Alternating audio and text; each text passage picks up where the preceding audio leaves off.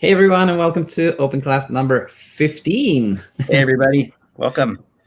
So as you can see, things are looking a little bit different. My wife is using our office, so I'm down in our bedroom, and your background is a little different too. Yeah, same room, different orientation. So just a little better setup, I think. So we'll see how it goes today. Very well. I before we have four. I picked four questions for today, and before we do a couple of announcements. Number one, I'm literally just uploading all the videos to the sleepcoachschool.com. So next week, I'm very confident that our membership program will be up and running and ready for to start working with anyone who needs a little bit more support than we offer here in the open classes. So that's exciting. Yeah, that's awesome. And you're gonna do some lives as well, right? Yep. So we're gonna start off next week. I'm gonna do a Monday open class.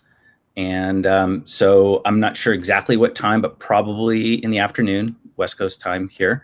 And it'll stream just like Daniel's presentations do. So the link, will be on it'll be on YouTube and on Facebook, I believe, for the channel.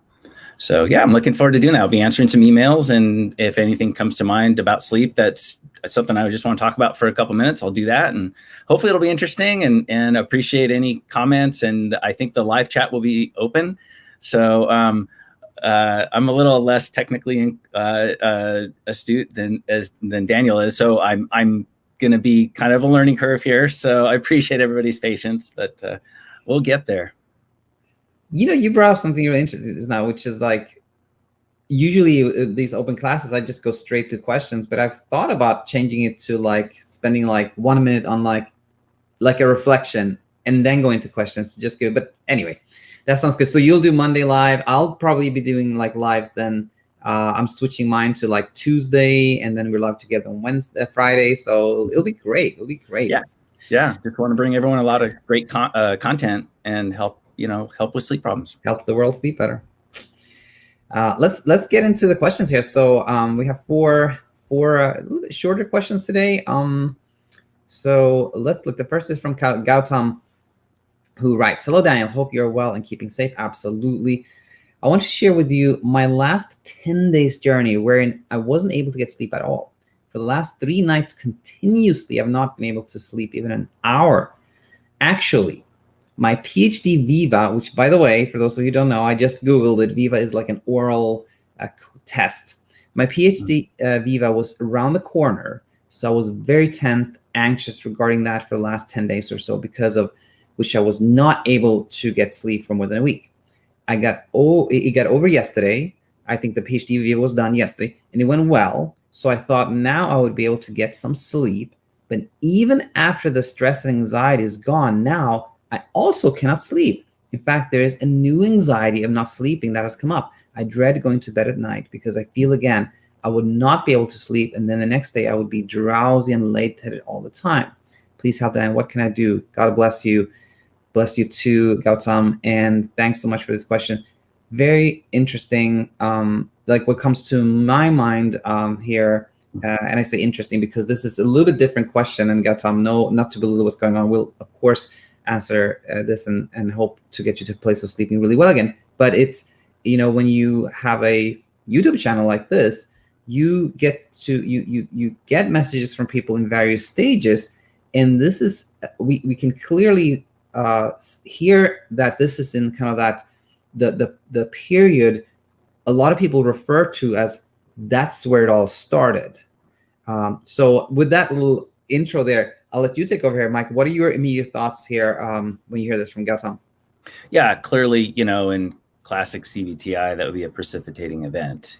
Something happened that was kind of disruptive, stressful, and occupied your mind, and a lot of anxiety. I'm sure. I don't have a PhD, but I can just imagine after years and years of work, this big presentation, it's just one of like life's big events for you, and no surprise at all that your sleep kind of got thrown off course. That would be kind of normal, actually.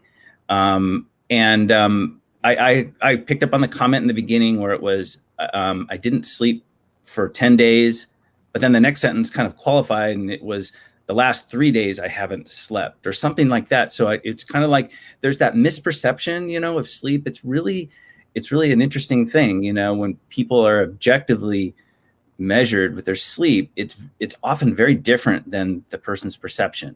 And so I just want to, make sure that you're recognizing that you did a great job on your PhD Viva, and so the feelings of lightheaded and these kinds of things, that when you were focused, that really, you were fine. So, you did well. So just, I think acknowledging that can kind of help. And then, when sleep it becomes elusive, I like to say, that leads to efforts. It leads to looking for the answer. And that can lead you down a road of night after night after night, having trouble sleeping because you're kind of trying different things. And so I think that the mindset is the big one for you. I think you need to kind of take a step back and say, okay, I can sleep, remember that, and understand that that when you kind of, get out of your way a little bit, find something else to do besides focusing on sleep, then your natural sleepiness will start to take over. It's not like suddenly something permanent happened to you.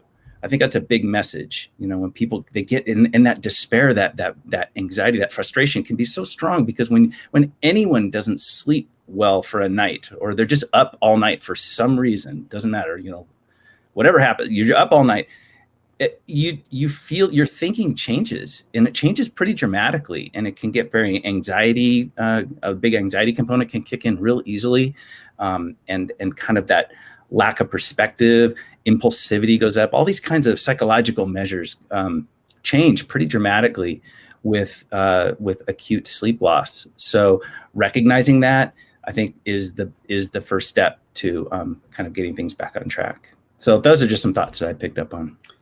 Yeah, absolutely. And I want to say this just to Gautam here. It is so common that you hear somebody said, my insomnia started with a health scare, or it started with this stressful, or when I had a baby, or something like that. And so what happened in that was that, just like for you, you had, 7 days leading up to this PhD, you slept very little, completely normal and expected, right?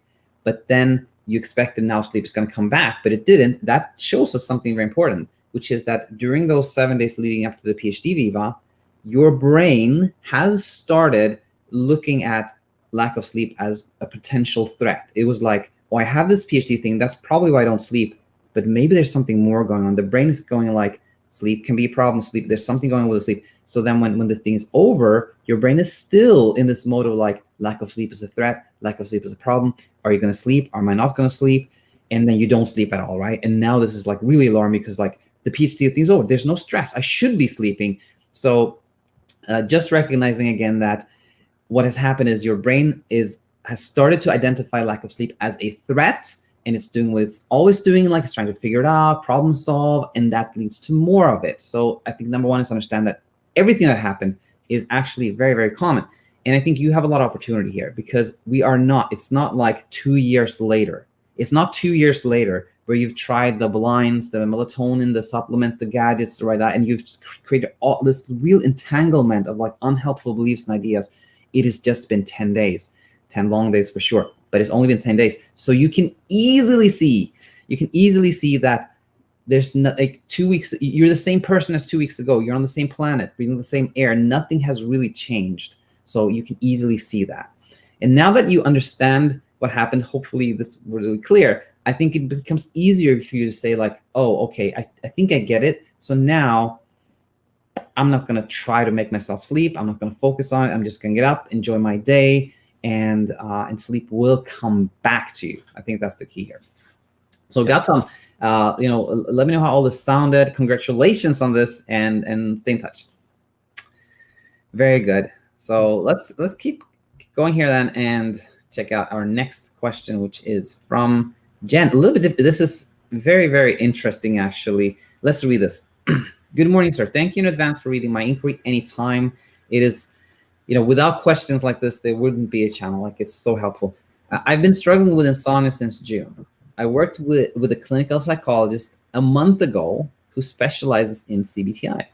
For 3 weeks, he had me implement sleep restriction and stimulus control. Unfortunately, when my insomnia did not improve in 3 weeks, he told me he never had anyone fail and could not continue to work with me unless I took a medication for a short time.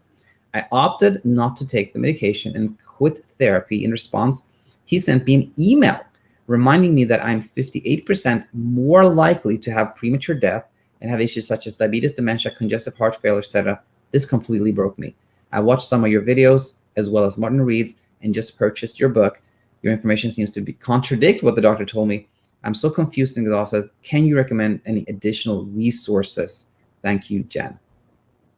And, when I read this, I was just like so disheartened because this is terrible. Like, how can you tell somebody that they failed? It wasn't like that at all. It was the education that failed you. You did not get the right guidance, support, and education, nothing else.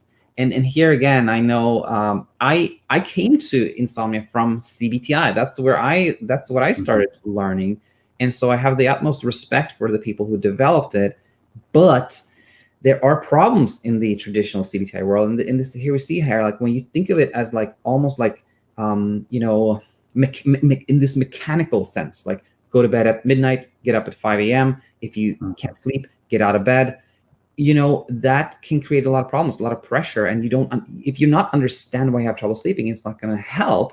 And then somebody says you fail, that's terrible. And then someone tells you you're going to have all these health issues, terrible too. So firstly, I want to say that I'm sorry this happened. And I've written a whole book, maybe that's the one you bought, I don't know, called Why We Don't Sleep. This is all about like how there's actually no evidence that the short sleep or insomnia causes any health problems. Number one. Number two, spend some time here, learn about sleep on the channel, and you'll do really, really well. And don't look at it as a failure. It was the teaching that failed you, nothing else. Now, going towards like what Jen was actually asking about was resources. So I already, I want to mention a couple of ones, my favorite ones for anyone who likes reading. The Effortless Sleep Method by Sasha Stevens, I think is excellent for somebody looking for something more academic. Say Goodnight to Insomnia is good.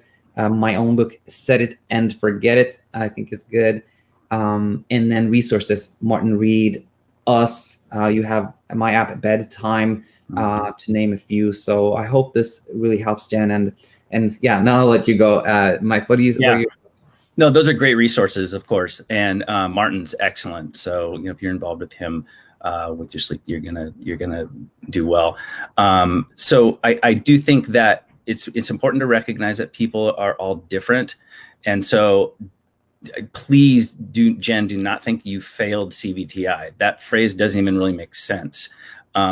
It's the presentation of the CBTi components that really make or break any progress that a person is going to make. So, I think that some people are more in tune with the understanding sleep component of CBTi in order for it to be successful. And maybe that was not really covered very well by your psychologist. That's a possibility. So anyone can learn about sleep, learn about normal sleep. I'm more and more, as I'm in this field, I just feel like that's such a huge part of improving your own sleep is understanding sleep in general. And it's a mysterious topic. It happens when you're unconscious. No one seems to know really a lot about it. There are pills everywhere you look. And it's really something that you can learn about. You can find these resources and learn about sleep, learn how sleep is affected, by different things, and understand how your sleep is affected by different things in your life. But the more you understand about sleep in general, like the circadian rhythm is my favorite.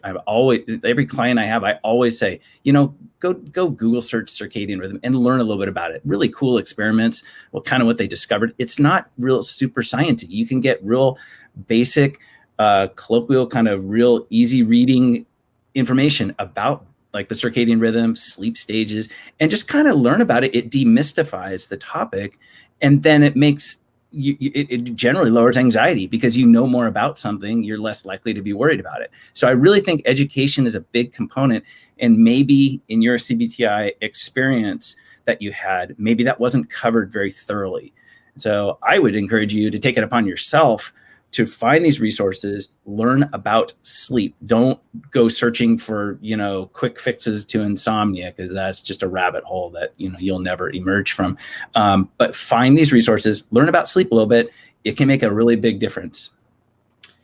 100%. And it's funny. Sometimes you have very little interaction with somebody, but just from the email from Jen, you just get this sense that she's going to do really well. She sought out CBTi, and which is kind of like why I was so disappointed. Like, she sought out, like, that's the right thing to do, and this happened. But anyway, let's leave that there. Jen, stay in touch. And we have some live comments here from Michael Green. Can't stress enough how not being so attached to sleep will ultimately lead to more sleep. 1000%. 2 nights ago, I fell asleep early on a spare mattress floor. As I was relaxing and woke up like 2:30 a.m. It didn't bother me, and my sleep window is 5 a.m. and I didn't get back to bed. Didn't even think about the previous night and had no problem falling asleep last night because I just don't worry about sleep as much anymore. And through education, I know it's not dangerous. This is fantastic. And, Michael, who was one of the first people who ever interacted with me on this channel, I know has been, it's been a journey for Michael, and I'm so happy to read this. And this is it. When you're not attached to it, you will sleep well. Fantastic. Yeah, it's a great example of how your thinking really is the key with all of this when it comes to sleep. Thoughts are everything. It really is. Fantastic. Okay, now from live here, BFT. I had a cycle in mid-August of 2 nights of sleep and one night off. I'm a little calmer this week. However, tonight is the 3rd night, and I'm a bit afraid the cycle will continue. How do I break this silly cycle?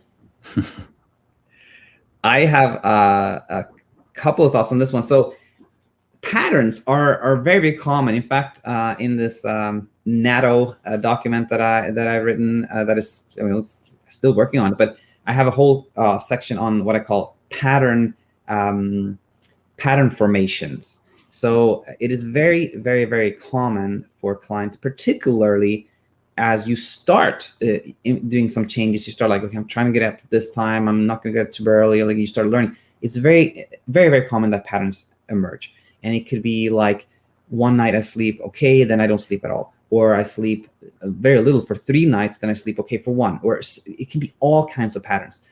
But my number one here is that sleep is not complicated. It is always gas and brake. When you sleep well, it is because you are sleepy and you are not trying to sleep. If you don't sleep, it's either because you are not sleepy or you were kind of anxious, you were hyper aroused. And when it comes to insomnia, the culprit is almost always, in my experience, a brake problem. It's almost always that you're hyper aroused. So first of all, it's like, this pattern is not strange or mysterious. It is because let's look at the pattern again. 2 nights of sleep. So those 2 nights, you're actually not trying to sleep. You're actually okay with being awake. And then 1 night, you got a little bit more, you paid a little bit more attention. You became more attached to sleep. That is it. So I think a huge, okay, I'm going to take a little time here because I think this is important, and do this thought experiment, okay? Imagine this fictional person who I started calling Kim. I don't know why. So Kim is like super attached to sleep, right? Losing 1 minute of sleep is completely unacceptable to Kim. It cannot happen. And Kim does everything in her power to not. Kim is going to have a lot of trouble sleeping because she's trying so hard, right? So when you have those 2 nights where you sleep better, BFT, it is because you were actually okay with being awake. You were more open to having insomnia, right? It is always where it comes from. And I think that's so important because it leads you forward. It leads you to, how can I break this cycle? By not trying to break the cycle, okay? When you're trying to break the cycle, you're in that problem solving, got to do something proactive mode. But when you apply what you learned already, that when you try less, you get more, then you're like, I'm not going to try to break the cycle. The cycle has no clue. It's not an indicator of anything in particular. I'm not going to try to break it. I'm just going to be okay with being awake. And then the cycle stops existing, something like that. What do you think, Michael? What do you think of pattern? Yeah, it's not really a pattern of insomnia. It's a pattern of hyper focus on sleep is really what it is. So I think it's helpful to think of it as a cycle that you're creating yourself. You're generating the cycle. It's not like suddenly your brain every third night says, I'm not going to sleep. Like, it doesn't do all the complex physiological things that the brain does to go from wake to sleep and then through your sleep stages. It's more like you're focusing on it. And so you're kind of doing the cycle yourself. One of the big themes with good sleep is to not focus on it. And that is like a daytime thing, like not focusing on it, forgetting how you sleep. I think it's helpful to forget how you slept the night before or the last few nights. I don't think it helps. I really don't. I'm a little different in that sense. Like, all the sleep coaches all kind of have a different take on that. I'm a big proponent of not really tracking much. And so I encourage people to kind of explore that, where you befriend wakefulness that happens during the night. Like Daniel loves to say, it's so true. You have to just not, you have to be indifferent. You have to befriend it. You have to find, enjoyment in it, in a sense. And when you can do that, then stress and anxiety, all the break stuff goes down. The break goes off, and then natural sleepiness takes over. And in a sense, it kind of overwhelms you, and then you sleep. So how to remove the break component of it is more, it can be kind of more of like an intentional thing. Like you are the one who can remove the brake pressure on the brake pedal. Like, you can back off on it. And learning ways, finding ways, exploring ways to not focus on sleep, I think is really where it happens, where you lose the break part of it. That was really, really good. Thanks, Mike. I had learned something today about, like, this is like, you just summarized in the beginning there, where you said, like, it's not like the insomnia is acting up or doing its thing. It is every third night in this example, you kind of hyper focus on sleep, and that's where the pattern comes from. Super, super insightful. Yeah, I mean, you can kind of, just to finish up, you can compare it to like sleep apnea, the classic sleep disorder. That kind of happens every night. It's like you don't really, it doesn't matter what you think about sleep apnea during the day or whatever. It's just going to happen, because when you relax, your airway narrows and the whole thing happens. But insomnia is not like that. Insomnia is more of how your own thoughts kind of influence your perception of your sleep. This is great. Perfect. Let's see here. Agree with Coach Michael. Go to very targeted and credited sources. Do not Google, which is the wild, wild west, can lead to a rabbit hole. 1,000%. This is Panther Sprung. Hey guys, I've noticed that I feel anxious and can't sleep because I make sleep so important. I've been sleeping very poorly for about a month now, but I just can't break the cycle. First of all, I just want to point out the insight here is very important. That it is that you're making it so important. That is the culprit, and that's the foundation. That is good. The purchase of feeling very fatigued and getting me even more attached. I only manage to fall asleep in the morning hours for 2 or 3 hours. All right. I want to say here, I see we have some other ones, so I don't want to get too lengthy, but the fatigue is super important, because it is this secondary attachment. So many people are like, I can't sleep and I get super tired and I want to try less to sleep, but how can I kind of detach from sleep when I'm so tired? And it's kind of like, if you use my favorite of befriending wakefulness, it's kind of like, how can I befriend something that is doing all this stuff to me, making me so tired? So I think the key there is the secondary attachment. You have to get to a point where you don't think of the fatigue as like 100% attributed to sleep, because if you do, you are going to get stuck, or you can easily get stuck at least. So how do you do that? How can you get to a point where you don't think you got to get this amount of sleep, otherwise you'll feel terrible? I think number one is always education, learning about sleep demystifying, always very good, because when you understand it, then you don't have to analyze it, and then you stop thinking as much about sleep. And guess what happens then? Well, a lot of the fatigue comes from the mental energy spent on trying to figure it out and thinking about sleep all the time. When you think about less, you feel less tired. And then number 2 is just, think about other things that have play a role in your fatigue. Like, are you getting exercise? Are you doing things that are enjoyable, meaningful, purposeful? How are you spending your day? And when you can find more proactive things you can do to feel less tired, then it's not all that pressure on sleep. I think that's very important here. What do you think, Michael? Yeah, I agree. During the day, I like to just call it, like real world living kind of thing. Get out there in the real world, not the, computer screen world. Get out in the real world and do real things. And it's amazing. It's very therapeutic for anybody really with any kind of thought issues. They're struggling with something, depressed, anxiety, whatever it is. Getting outside and just doing what you can. We're all different physically and everything. Doing what you can to just be in the real world, talk to real people, go to a real place, do a real activity in the real world. I think is really therapeutic, and it's probably the best way to not focus on how you sleep, or that you're sleeping, you're having difficulty sleeping, or you feel terrible during the day because you're not sleeping. And maybe in the back of your mind, you're thinking, oh, I'm going to, all these horrible health problems are going to kick in, which isn't true, but you're thinking that. So it doesn't matter really if it's true or not, you're thinking it. So you have to change your thinking. That's really the key. And, and then of course the common sense stuff, like this sort of sleep hygiene stuff, like don't take a big nap in the afternoon. If you want to sleep at night, don't sleep off the pressure in the afternoon, and, take care of yourself, what you're eating and all that. It's just common sense, just a little nod to make sure you're taking care of yourself. But other than that, get focused on something else, get engaged, go volunteer, go talk to a family member, go talk to a friend, whatever, just get in the real world. It really can make a big difference. And when you're in the real world, don't talk to other people about sleep. Talk about gardening or something. I don't know. It's anything but sleep. You got to get it like out of your mind. It's not a thing. You let it happen.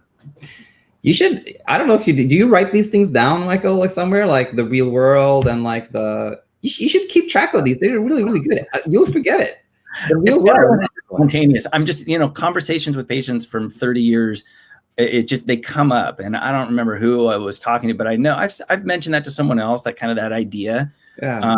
But it's just, I think it's more refreshing just to do it like this, just to say, hey, you know what? This is a way that I kind of look at it, and we're all different. We all look at things differently. I think that's a great one. And so I hope it helps. I hope that. I think that was great. I'm going to start using the real world analogy all the time. Real world, like a TV show or something a long time ago. Yes, Michael Green to Panther Sprang. I struggled with something for 2 years. I would start doing the opposite. Don't make sleep so important. Try to find something enjoyable. 100%. I appreciate this. Is really helpful, Michael. Really quick, can I make a quick comment? Yeah, of course. Michael, you really just illustrated a really interesting thing, which is, sometimes people try not to do something, and then sometimes people try to do something to accomplish like the same goal. So it's almost virtually impossible, like, to not think about something, like the big pink elephant or whatever. It's like, don't think about sleep. That's sort of like telling someone just relax, relax. Yeah.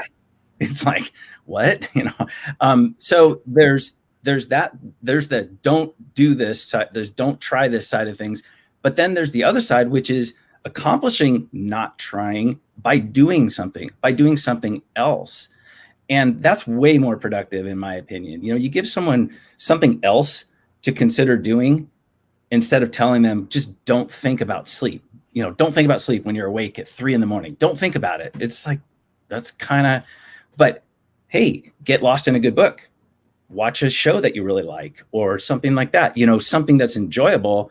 You're accomplishing the same thing by not telling someone not to think about something, if that makes sense.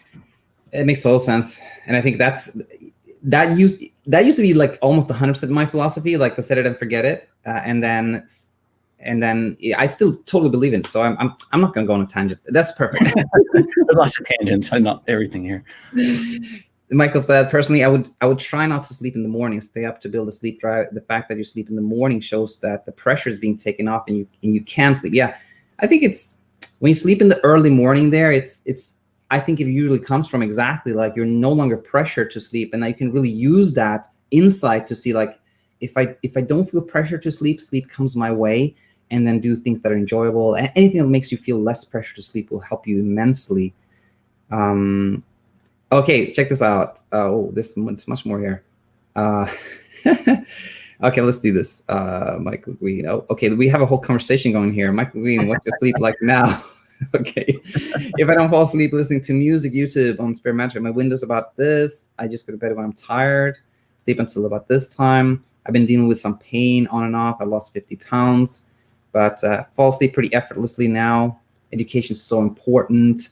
Michael mentioned some of the important things. And then we have George, which, we have, George, I have your question here coming up. So don't listen to music, YouTube, kind of act like a sleep effort. Also, if it's 11:30, will you go to bed regardless, even if you're not tired? Okay. I don't know how to moderate now. It's like so many I things see here. them too on the screen now. I've set it up on my computer here. I see the messages coming in. Michael's we can just go through this real quick here. So Michael said, when I had insomnia, I had blue light glasses, amber lights, listened to relaxation videos, happy lights. All this was sleep efforts. Totally get that. I've done that too many times. But then there seems to become sleep effort. Even if, okay, here's an important one, which is like, even avoiding sleep efforts can become a sleep effort. Totally. If you're like, I'm not going to, I'm not going to, it is about like, the key is like no effort at all, So I want to say, if you look for, I think a good way is this one. If you think about, okay, I'm going to watch some YouTube tonight, and that comes across in your mind as like, oh yeah, that sounds nice. No sleep effort. It's like, yeah, I got to watch some YouTube, because if I watch YouTube, I think if the thought of watching YouTube at night somewhat tenses you up, it is a sleep effort. I think that's a good way of asking, telling yourself if it is a sleep effort or not, right? Yeah, for sure. Let's see. Music is what I want to do. 100%. It's what he wants to do, and so therefore it doesn't become a sleep effort. All the jerks, all the hyping jerks, zappers of adrenaline, eyes seem to move close. I can sleep better. And if I can sleep better, anyone can. That's super, super helpful, Michael. Andrea says, after a bad night, how can I make it good in the day after? Caffeine. Okay, this is a common and important question. And I think, the coffee is one. Like, a lot of people avoid coffee because they think then they can't sleep at night. But if you like coffee, of course you should have some coffee in the morning. You should. And other than that, I think just what we echoed here, like, even if you're tired, try to have a good day. Exercising is good. Hanging out with other people. I think just anything that makes your day better is the way. And then when you start thinking less about sleep, you will feel less tired, as we already talked about. Yeah, keep that morning time pretty consistent. You got the circadian rhythm in the background. It's like, don't fight it. Don't go against your circadian rhythm. So what that simply means is just don't sleep in, just kind of, within reason, it's like you want to lay in bed for another half hour, 45 minutes. That's totally fine. But like, don't sleep in for like 4 hours because you suddenly fell asleep in the early morning hours. And then you know that you're awake the whole night. So you're just going to get some sleep and you sleep till like noon. Well, now you've shifted your circadian rhythm. Like you got on the airplane and flew to a cool place a few time zones away, except you're not in the cool place. You just feel the jet lag. That's all you get. So really try to keep the morning consistent and get some light, get outside, get that morning sunlight can be really impactful to just kind of help regulate your physiology, your sleep-wake physiology in a very general sense. It's not a sleep effort to get up at the same time in general in the morning and get some light in the morning. That's a completely 100% natural way that humans have been living since they've been walking on the earth. So it's like, use that to your advantage. It's free to go outside. It's free to be in sunlight. Coffee. Yeah, I agree with Daniel. If you like, I like coffee. I have a couple cups every morning, and sometimes I'm finishing it up like late in the morning or whatever. I once in a while I'll have it like in the afternoon. I'll have like an iced tea or something like that. I don't think anything of it. It's all common sense, with caffeine. It's like, maybe not like 2 cups after dinner. I'm sort of like, you're sort of maybe putting you're making it challenging at that point. So, and sleep is affected by caffeine when you are sleeping. If you have a lot in you, you can fall asleep with caffeine in you, but your sleep might be a little more fragmented because of that. So it's like, why do that? It's sort of like eating junk food. Why do that? You're just going to maybe affect your sleep. So it's all common sense stuff. But there was one other thing I'm trying to remember, something I think Michael said. I see the messages are rolling through here. I guess I'll just leave it at that. And I think some thoughts come to my mind, which I think were really important, which was, I hear over and over and over again how people say, like, I thought so much about how little I slept that I became really tired. And I know it's hard to do, but what you actually say a lot, Michael, is like, when the night is over, forget about that night. I think that can really help you feel better. A lot of people also say, like, I try to conserve energy during the day by doing little. That really backfires, because the more you try to escape not being tired, often the more tired you become. So some pointers there. And Panther Spring adds light exercise. Just get the blood flowing. I think that could help immensely. And then I'll leave some comments here for, I think BFT and Michael are having kind of conversation in the comment section, which is amazing. We'll go back to that, but so we don't miss out on answering the questions that I promised we would answer here. Let's go back to one from George, who is with us live. So that's perfect. All right. So George wrote the following recently. I think George was actually about to come on as a podcast guest, but the timing didn't work out. So then we lost touch a little bit. So here George says, apologies for no reply. I was following your advice and managed to sleep better overall for 2 weeks, still with difficulties, but much better than before. Even though my sleep went bad again, as per your advice, I was trying not to change my way of thinking towards insomnia. Therefore, I didn't want to talk about all the negative things about sleep, which I had thought made it worse in the beginning. Okay. I could get through it somewhat and be a guest about solving this. Is why I didn't reply. No problem. But let's see.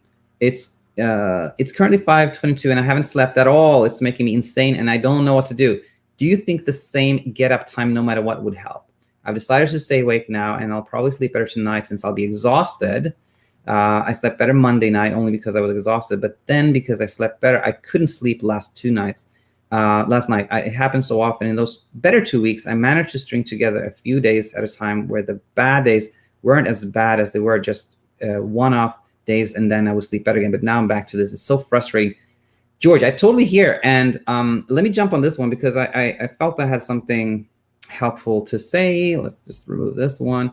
I think what really strikes me as important here is this one, that I hear very often that people are starting to sleep better, but attribute that incorrectly to staying up very late or to being exhausted or being really tired. Meaning you start sleeping better and you think, okay, I got this because I'm staying up until midnight. I'm kind of fighting it and now I sleep. But in reality, that is actually, sleep drive helps. Being sleepy helps. But guess what? Even if somebody has a really strong sleep drive, but they are super, super anxious, they're not going to sleep. And when you're super anxious, that means you are completely unwilling to have insomnia. You just can't have an insomnia, and then you have a lot of it, even if you are exhausted. So I think the real important thing is there, know that it wasn't the exhaustion that made you sleep better during those 2 weeks. It was your willingness to have some insomnia. You weren't fighting it so badly. You were like, it's okay. So, and that just leads to a place where you don't have to feel exhausted to sleep. You just know that being more okay with having a sleepless night is always the key. It wasn't the exhaustion. It wasn't the gas that was a problem. It was much more the break. What do you say, Michael? Yeah, it's almost always the break. It really is. I think, let's see, there was an earlier part a comment you made in the beginning. About managing, maybe? That one was on my mind, but I didn't go in that direction this time. But let's look at it. I'm showing my age, forgetting things. Was it in the beginning or was it here after, like, kind of the question? It's currently 5:22 a.m. Yeah, well, of course, that's the big thing I tune in. Of course, the clock, simple thing, avoid the clock. That's really, it's free and easy to do. Not check the time. I think it helps. Same time, no matter what would help. I would, Sorry, Michael, but yeah, that was one of the questions. Do you think getting up the same time, no matter what, would help me? Was one of the questions. Yeah. okay, we're all different. All right. And someone comes to me with a sleep problem. I try to kind of sum up the person, like, well, what kind of person are they? Like in a sense of like, do they just need to be like told, do this, do this, do this, and then problem solved? Or is it someone who has to kind of work on their thinking a little bit more? Their how they think about sleep. What do they recognize when efforts are being applied, or that their anxiety is the driver for insomnia and things like that. So I think for most people, when it comes to the morning side of things, for most people, I'm usually kind of like, shoot for like a range of about an hour. So like have an alarm set, or your partner or something or somebody gets you up at like 7 or whatever. And then if you've had a really rough night where you've struggled and you feel really relaxed at 7, stay there for a while. But I wouldn't go more than maybe an hour, like maybe 8 o'clock. And I think it can help keep just anxiety down. Most people kind of doze off a little bit during that time if they've had a long night of being awake a lot of the night. And I think it can help someone just be more, not just physically more relaxed, but mentally more relaxed when they get up. They kind of feel like, and this is if you have the ability to do that, because some people have a work schedule and they have to get up, then it doesn't really apply as much.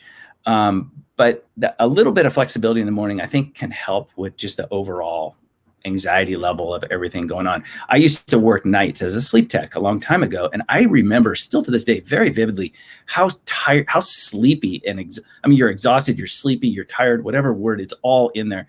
Around 4 a.m. when that rolls around, for me, that's when it happened. I'd be working, and that 3:30, 4 o'clock time, and the more I learned about sleep, the more I learned, well, your circadian rhythm dips, right at this kind of like when all that REM sleep starts to kick in big time. It all kind of happens at the same time. And I used to feel it while I was awake working at night.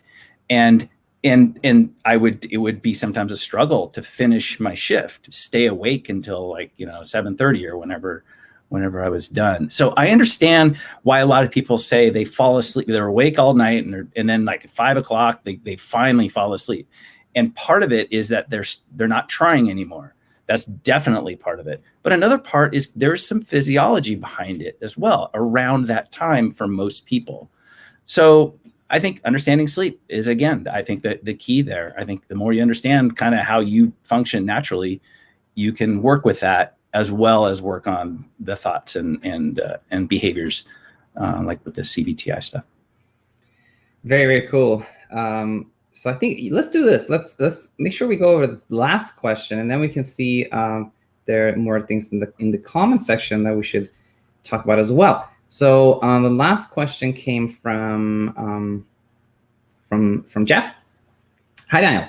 I've been on a good streak of getting anywhere from 6 to 7.5 hours for the past 3 weeks or so, but as I write this, I'm now wide awake after an anxiety attack. I know from bitter experience that I can and will function on one night of reduced sleep, and I can accept one night of relapse. I know that tomorrow night I will be anxious as to whether it was a one night of relapse or whether it's this restart of a series of bad nights. Is there anything I can do to increase the chances that it was just a one night relapse? Such a good question, because this is exactly how, so many people think that I've slept well for a while. Now I have a one night where I don't sleep at all. And now this is kind of a pivotal moment. Like, am I going to go direction of like sleeping better again or not sleeping again? And of course, you want to go towards sleeping better again. So of course, now it feels really important. Tonight is the pivotal night where you really, it's more important than any time else that you sleep well, because that's going to set the stage for future sleep. And guess what? You are putting so much pressure on tonight. There's nothing you can do to increase the chances of sleeping more tonight in a proactive way. There isn't. And in fact, and I know I've already made this point today, but I'm going to make it again, which is the reason you slept so well was actually that you were more willing to have insomnia. You were more accepting of being awake at night. You were more open to it. That's why you had so much success. And now you're going in the opposite direction. Now you're going like, I have been open to having insomnia, but not tonight. Tonight I got to sleep. And you're setting yourself up for more trouble sleeping. When you go in the opposite direction of like, whether I sleep again tonight or not, either is okay. Either is fine. That's when magic happens. And I wanted, there was one more thing I wanted to really say here, which was your thing, Michael, which was like, it's only how you think about last night that matters. And so if you just don't think about it, don't think like last night is going to predict anything, and just be open to whatever is going to happen tonight, and you'll sleep really well, Jeff. Yep. I think what I see is, in my mind, is I picture like you're turning the tables. So, the table is, if I don't sleep tonight, it's going to be terrible. I'm worried I'm not going to sleep. All this going to turn the tables and to befriend being awake at night. And what I mean is, if you find yourself awake at night, enjoy the time. Like have a couple things you like to do. A little nod there towards, again, I was talking a little bit about kind of just general physiology and all that. I like kind of just physiology. I'm sort of a nerd like that. But your thinking changes at night. It changes when you've been awake for a while. And one of the ways it changes is it gets more creative. And you can use that to your advantage. Like find something kind of creative to do. And you might find that you really enjoy it. There's a lot of stories about this kind of stuff. Of course, like the poets and musicians, they stay up late at night because they get these creative ideas for songs and writings and things like that. But also like businesses have used this change in thinking where they'll have maybe a group of people that will stay up all night with a big whiteboard in the room, and they're like, here's the problem.